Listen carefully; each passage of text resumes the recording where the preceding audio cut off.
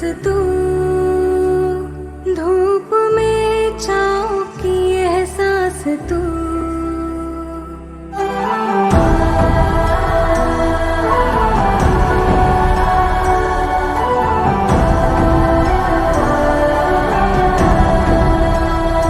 जीत तू, जान तू, जहान तू।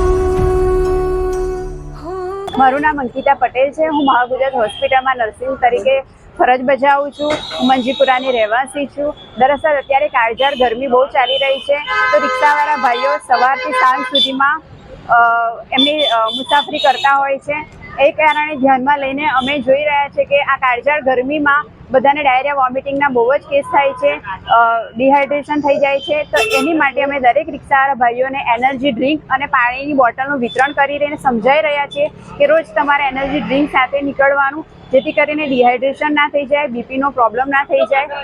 આ કાર્ય કરતાં મને ઘણો આનંદ થાય છે। હું આ મારા પોતાના સ્વયંના ખર્ચે કરી રહી છું, જેમાં મને મારા હસબન્ડ ગ્રુપના ભાઈઓ એ મદદ કરી છે। જય મહારાજ।